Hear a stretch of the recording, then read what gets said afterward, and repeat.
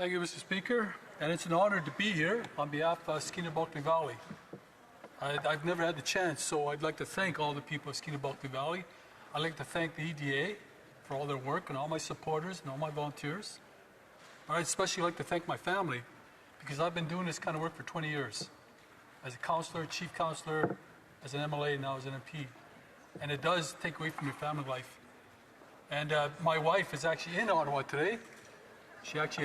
I got her to come over here to join us. All right, that's quite the accomplishment to get your spouse to join you. But it's, I wouldn't say it's timely that we're talking about emissions and major projects in Canada. Because like I said, I've been doing this for 20 years. For all the reasons that I've heard from all the different members. And none of the reasons have changed for me. But for some reason, this Liberal government has awoken to listen to the people of Canada in terms of what Canadians want. Well, back in my region, my province, Canadians and First Nations have been asking us for 20 years. I mean, you think about LNG project in BC, 18 major projects in 2018. All but 3 left Canada. All that investment. You think about one major project being $40 billion, and the next one, underneath it in Kitimat, being $30 billion. The $30 billion project left BC. Shame. That's lost investment. Now, as a First Nation community, we had to learn environmental assessments, permitting, economics. But it never escaped us that our people needed a future outside the Indian Act. And if you haven't experienced poverty, exclusion, or the Indian Act, then you have no idea how important the job is to somebody that's never experienced one, let alone a group of people that want a better future. And First Nation leaders have gotten it from both ends. They've gotten opposition from a Liberal government that doesn't want to entertain oil and gas projects over the last 20 years, or they get it from environmental groups that oppose. And yet the simple fundamental underlying factor is how to address poverty and the violence of poverty. I haven't seen an in-depth conversation in either this House or the provincial legislature to talk about how bad that is. And you talk about crime and drugs, violent crime, that's what First Nation leaders have been trying to address. But this new aha moment in listening to Canadians and listening to First Nations, when the Liberals imposed the tanker ban, their treaty partner Niska opposed it for the reasons I just outlined. Plus, they thought they had a partner in Canada to actually breathe life into the treaty. Lac Wallams opposed it because they hadn't been fully consulted. And they thought the tanker ban was going to put a limit on their future for their people. You've only got to come to Kitimat. If you want to talk about emissions, you want to talk about permits, environmental assessments, and you want to talk about the quality of life, come to Kitimat Village. We've talked about these issues for the last 20 years, and it's hard. It's a hard conversation, given the opposition from political parties and environmental groups. But for a First Nation, you've got to talk not only about air impacts, which is what we're talking about here today in terms of emissions cap being imposed, but you also got to talk about impacts to water and land. And if anybody can talk about that, it's Kitimat Village, because we've had industrial development for 70 years. You'd think, for a territory that's been so degraded by industrial development, that we would say no to development. In fact, it's the opposite. We actually engaged to make those standards and regulations higher. But we also did it not only to uplift our people, but to uplift all those other First Nations along the pipeline route. Those First Nations that are experiencing tanker traffic down channel. And to uplift our non-native communities that surrounded us. Because as a judge once said, and I'm paraphrasing here, we're all in this together, and none of us are going anywhere. I'm not sure if you're aware, but we do not have services on reserve. We don't have hospitals. Clean water. Water, a lot of us don't have water. We depend on non-native communities for services. So it only stands to reason that you want to see your own community succeed, but you also want to see your non-native community succeed. For those medical services, for the highways, for the schools. I think this is a relevant conversation given the nation-building conversation that we're currently having. This existential crisis that the United States has put us in. We've got a lot of work to do. A lot of work. Not only in terms of emissions, but in terms of what we are leaving for future generations. We're addressing affordability. We're trying to address that. We're trying to address housing. But what's in it for the next generation? When you're exporting all your product and all your services and all your jobs to the United States, in BC, they shut down the logging industry. That means a number of mills all across BC closed down. Where'd they go? They went to the United States. Now, these big corporations can come and go at their will. It doesn't matter to them. They have different interests in different countries, but the worker has got to find a different employment income. The family has got to think about, does their children graduate from the school that they grew up in? The municipality has to think about its tax base. Everybody else benefits because of bad Liberal policy. We're talking about an oil and gas emissions cap. And somehow it's a new era with a new Liberal government. But everybody in Canada has known for years that over 90% of oil and gas product goes to the United States at a discount. And what does the United States do? They use it for domestic and export purposes. That's right. United States is an energy superpower. The United States never thanks us for supplying them with a good quality product at Kmart prices. Poland was smirking at us and almost laughing at us in terms of how we export our oil and gas to the United States. I don't know about you, but when another country laughs at you because of your policies, your legislation, your regulations, I'd say that actually contributes to your conversation about nation building and emissions caps. Germany came here from LNG because they're in a crisis of their own. Given the war in Ukraine, what did we do? We said no. There's no business case for LNG, but we'll sell you hydrogen. That's what they left with. The world still needs energy.